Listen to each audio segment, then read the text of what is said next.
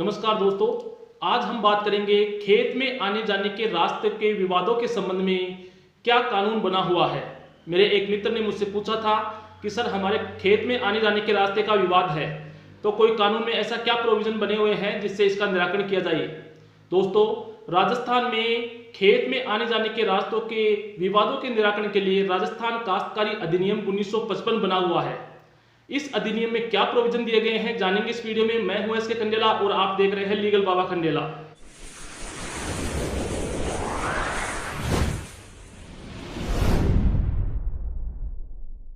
दोस्तों, खेत के रास्ते के विवाद मुख्यतः तीन तरह के होते हैं।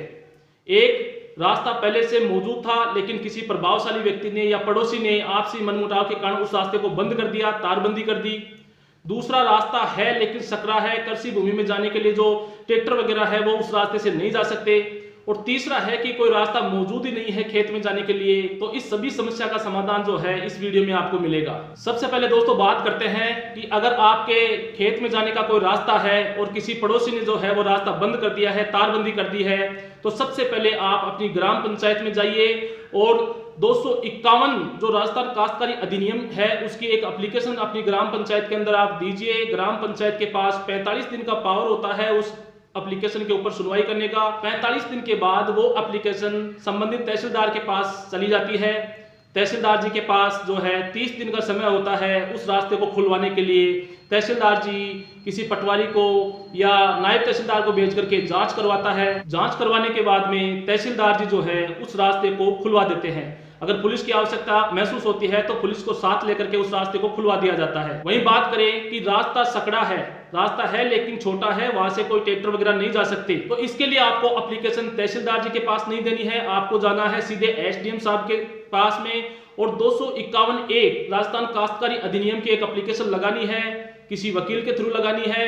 इसके बाद एसडीएम साहब उस रास्ते को चौड़ा करवाने के संबंध में जांच करवाएंगे कि तहसीलदार को या नायब तहसीलदार को भेज करके वो जांच करवाते हैं और उसके बाद में उनको लगता है कि रास्ता चौड़ा करवाया जाना है तो वो रास्ता चौड़ा करवाया जा सकता है। श्रीमान एसडीएम साहब के पास पावर होता है कि वो उस रास्ते को 30 फीट तक चौड़ा करवा सकते हैं। जिस काश्तकार की भूमि से वो रास्ता चौड़ा होगा उस काश्तकार को जो रास्ता चौड़ा करवा रहा है उसे डीएलसी रेट के हिसाब से भुगतान करना होगा। इसके बाद बात करते हैं दोस्तों, आपके खेत में जाने के लिए कोई रास्ता मौजूद ही नहीं है तो रास्ता कैसे मिलेगा। देखिए, अगर आपके खेत में जाने के लिए कोई वैकल्पिक रास्ता मौजूद नहीं है या पहले से कोई रास्ता मौजूद नहीं है तो आप सीधे एसडीएम कार्यालय जाइए। वहां आप 251A जो राजस्थान काश्तकारी अधिनियम है उसकी एक एप्लीकेशन एसडीएम कार्यालय में दीजिए। उसके बाद में एसडीएम साहब जो है वो मौके पर जाकर के या अपने सबऑर्डिनेट को भेज करके उस रास्ते के संबंध में जांच करवाएंगे। एप्लीकेशन के अंदर आपको वो भी मेंशन करना होगा कि किस तरफ से आपको रास्ता चाहिए। उस एप्लीकेशन के ऊपर कार्रवाई करने के लिए एसडीएम साहब को 90 दिन का समय प्रोविजन के अंदर दिया गया है। जांच करने के बाद अगर एसडीएम साहब को लगेगा कि भाई इस तरफ से आपको रास्ता देना चाहिए तो वहां से उस भूमि से जो है वो रास्ता अलॉट कर दिया जाएगा। जिस काश्तकार की भूमि से वो रास्ता कटा है उस काश्तकार को जो है वो डीएलसी रेट जो रेट है भूमि की उसका दोगुना जो है उसको भुगतान करना होगा। एक चीज ध्यान रखिए, खेत में जाने के लिए आपको रास्ता तभी मिलेगा जब कोई वैकल्पिक रास्ता मौजूद नहीं हो। ऐसा नहीं है कि इस तरफ से जाने वाला रास्ता मेरे दूर पड़ता है तो मैं इस तरफ से एक नया रास्ता ले लूं, आपको रास्ता नहीं मिलेगा। और रास्ता खेत में जाने के लिए आपको केवल कृषि कार्यों के लिए ही मिलेगा। ऐसा नहीं है कि मेरा घर जो है मकान उस तरफ बना हुआ है और मैं किसी की कृषि भूमि के अंदर से रास्ता ले लूं तो आपको रास्ता नहीं मिलेगा।